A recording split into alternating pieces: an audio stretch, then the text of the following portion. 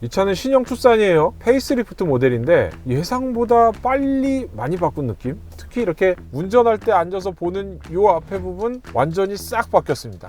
여러분은 지금 자동차 전문 기자들이 발로 뛴 소식을 전해드리는 오토캐스트를 시청하고 계십니다. 더 많은 소식은 구독 버튼 누르고 시청해 주시기 바랍니다. 지금 제가 타고 있는 시승차는 가솔린 터보 모델이에요. 가솔린 터보, 디젤, 그 다음에 하이브리드 세 가지 모델이 나오고 있는데 예상대로 가솔린 터보 모델을 시승차로 만들었네요. 하이브리드 모델은 아직도 대기가 한 2-3개월 정도 있다고 하는데 생각보다 2-3개월이 긴 기간이 아니라서 스포티지에 비해서 좀 기다리는 분들이 적지 않은가? 이런 생각을 잠깐 하게 되고요. 이 가솔린 모델 같은 경우는 뭐 출력은 되게 좋아요. 이거를 제가 뭐 구체적인 수치보다는 주행하는 느낌 말씀드리자면은 출력은 되게 좋아서 달릴 때는 시원시원하게 나갈 수 있어요. 쭉쭉 나가죠. 그리고 여기에 패들 시프트가 들어있어서 변속을 하면서 패들 시프트로 킥다운 했다가 변속기를 낮췄다가 쭉 밟고 나가는 재미, 이런 것들도 가지고 있습니다. 대신에 차가 이렇게 막 단단하고 꽉 짜여져 있고 이런 느낌은 아니에요. 그러다 보니까 쭉 나가면서 핸들이 살짝 흔들하기도 하고 차체도 약간 거동이 흔들하기도 하는 그런 느낌이 있어서 편하게 달리시라 하는 정도의 세팅이라고 생각이 듭니다.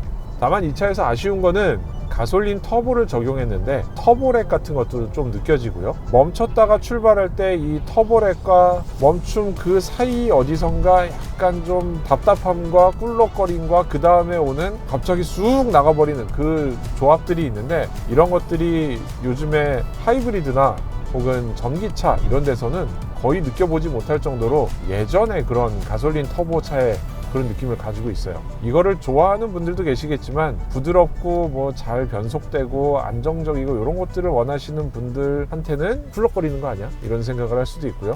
운전이 이렇게 익숙하지 않은 상태에서는 야 운전 좀 똑바로 해 이런 얘기 들을 수 있는 요소기도 하죠. 지금 저희가 북부간선도로를 달리고 있는데 바닥에서 올라오는 소음이나 이런 것들은 요즘 들어서는 다들 정리를 잘하고 있는 것 같아요. 우리나라 법에서 허용하는 속도 내에서는 시끄러운 거 뭐 이런 거 크게 많이 느껴지지 않을 정도고요. 지금도 이 차 보면은 앞유리 이중 접합을 사용하고는 있어요. 근데 이게 최근 뭐 점점 이렇게 얇아지는 추세이긴 하거든요. 이런 유리 사용하면서도 꽤 조용하게, 이게 현대가 대중 브랜드 중에서는 진짜 차를 잘 만드는 회사가 됐구나 라는 생각을 하게 돼요.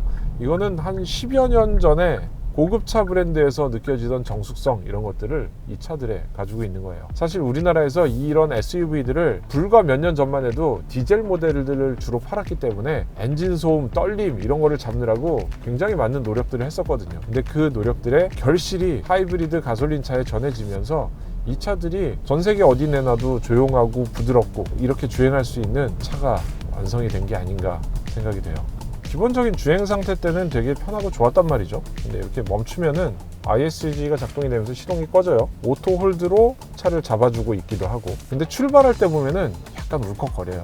이게 예전에 르노 코리아의 XM3 같은 정도는 아닌데 딱 밟으면은 이게 지금도 제가 살짝 이렇게 뒤로 움찔하게 되는데 컨트롤에서 부드럽게 가기가 그렇게 쉽지가 않네요. 이 차는 주행 모드가 들어있기는 합니다. 근데 이 드라이브 모드라는 게 에코, 노멀, 스포츠, 마이 드라이브 이거라 사실은 에코냐 스포츠냐 두 개 중에 선택하는 뭐 기본적인 정도의 주행 모드만 갖고 있고요. 이번에 신차 출시하면서 얘기했던 사륜구동 시스템을 스스로 컨트롤할 수 있는 그런 게 들어갔다고 했는데 사륜구동을 컨트롤하는 모드에 대해서는 저희가 지금 체험할 방법이 없기 때문에 소감을 아직 말씀드리지 못하겠네요.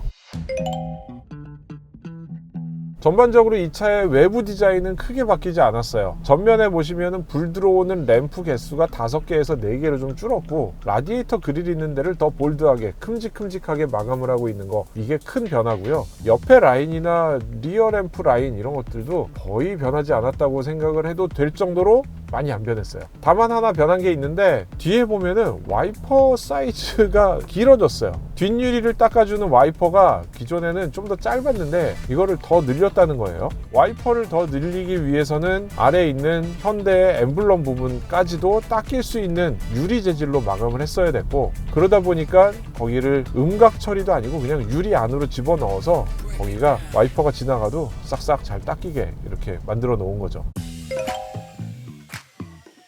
보시다시피 실내 디자인이 싹 바뀌었어요.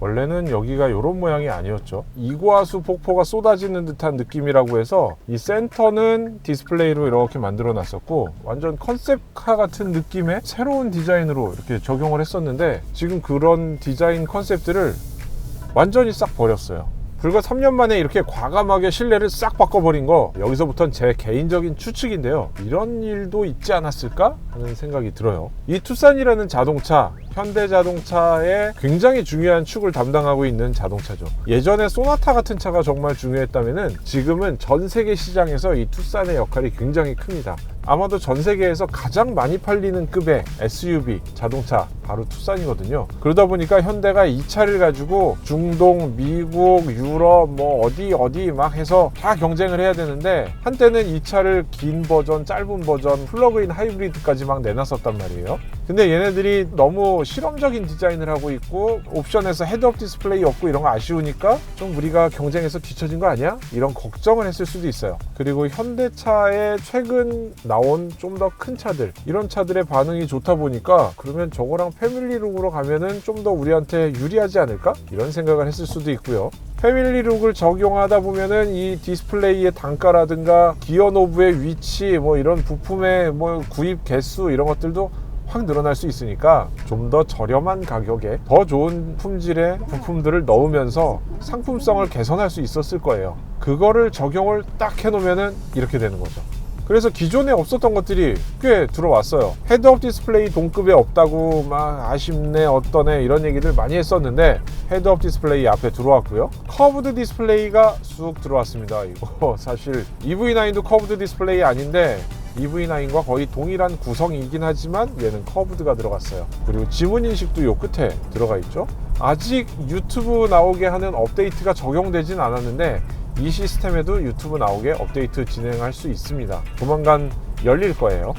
여기 시네마라는 거를 누르면은 정차 상태에서 사용할 수 있게 되고요. 여기에 있는 공조장치, 버튼들 이런 것들 보면은 심플하지만 디자인적으로 꽤 괜찮은 구조를 갖고 있어요. 통풍 시트, 열선 핸들 이런 것들 다 들어있고, 우리가 다른 차에서 보던 그런 USB 기능들 이런 것들이 요즘 거에 맞춰서 다 들어갔단 말이죠.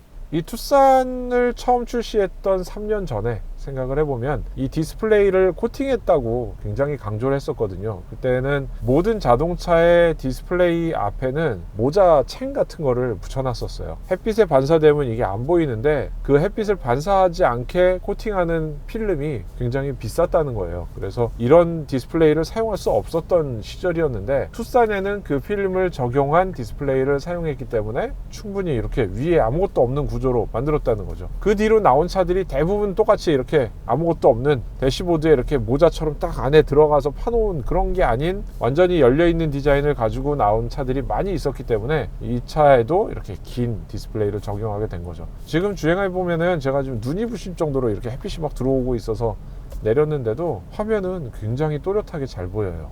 실내에서 보면 이 차의 전반적인 조립 완성도, 디자인 완성도 이런 것들은 정말 좋은 점수를 주고 싶어요. 이런 데 보면 패브릭 느낌이 나는 친환경 소재 같은 것도 적용을 했고, 여기는 가죽 느낌이 나는 소재를 적용했고, 그 사이사이는 사실 플라스틱 소재를 적용해서 하고 있지만 우리 눈에 많이 보이고 손이 많이 닿는 이런 데들은 전부 다 고급스러운 마감을 정리를 했단 말이에요. 그러니까 다른 재질들을 혼합해서 아주 예쁜 차를 만들어 놓는 기술은 현대자동차가 정말 세계적인 수준에 올라오지 않았나 생각이 됩니다.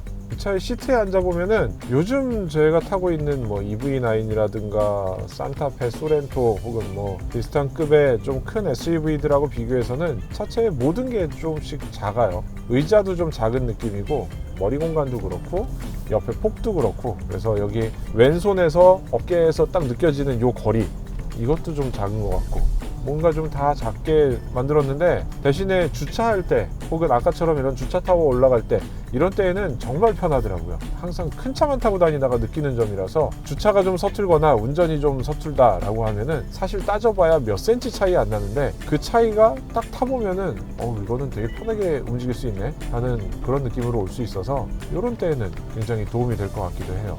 사실 현대자동차에 바라는 게 있다면, 개인적인 얘기이긴 한데 웃으면서 말씀드려서 죄송하지만 키 디자인 좀 바꿨으면 좋겠어요.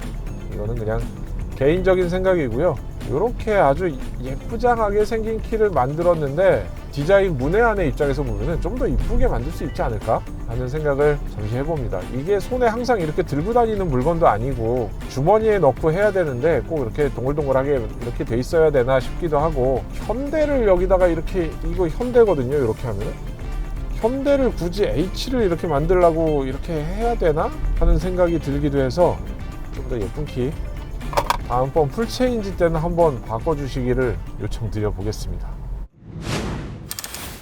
자, 종합해서 정리하자면 이 차 투싼 페이스리프트, 소비자들의 그동안의 의견을 상당히 충실하게 보이는 곳 보이지 않는 곳에 반영을 한 그런 차라고 볼 수 있어서 현대자동차가 이런 상품성에 굉장히 신경을 쓰고 있구나라는 것을 여기서 딱 느낄 수 있는 그런 지점이기도 합니다. 굉장히 무난하고 굉장히 적당한 크기에, 이게 나쁜 뜻은 아니고 적당한 상품성을 가진 아주 잘 팔릴 수 있는 그런 차를 만든 것 같고요. 특히 우리나라에서는 한 집안이긴 하지만 굉장히 강력한 경쟁 상대가 있잖아요. 그런 앞에 가고 있는 스포티지, 저 차하고 경쟁을 하기 때문에 헤드업 디스플레이도 들어가고 모두 들어가고 저 차에 없는 거를 넣어줬을 거예요. 그런 점에서는 우리나라에서 경쟁하는 구도 굉장히 바람직한 것 같고요. 이 경쟁이 계속되기를 기도하겠습니다. 아쉬운 거는 가격이 역시나 올랐어요.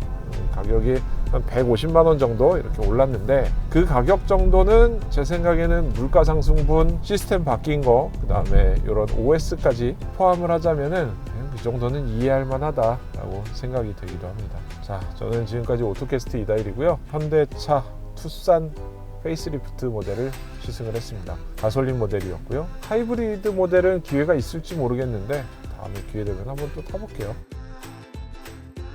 최근에 EV9 할인해가지고 레이가 한 대 없어진 거 아니야? 진짜 또 열받네. EV9 때문에 화가 많이 나고 있어. 덧붙이자면 그게 있어요. 이렇게 가격 낮춰서 싸게 파는 거 소비자 입장에서 좋은 일이에요. 근데 제가 비싸게 산 소비자라서 억울하다는 말씀을 드리는 거지, 안 팔리는 차 싸게라도 팔아야지 어떡하겠어요. 근데 싸게 파는 거는 기아라는 브랜드에서는 할 수 있는 선택지 가운데 제일 안 좋은 선택지였다, 그 얘기를 하는 거예요. 왜 이 얘기 하냐면 자꾸 요즘 댓글이 달리고 있거든. 우리 무슨 불우이웃 같은 느낌이 됐어. 모카 김한용, 당신 때문이야 지금. 그거 싸게 샀다고 자랑하지 마. 내가 가서 그냥 EV9끼리 정면 충돌 테스트한다.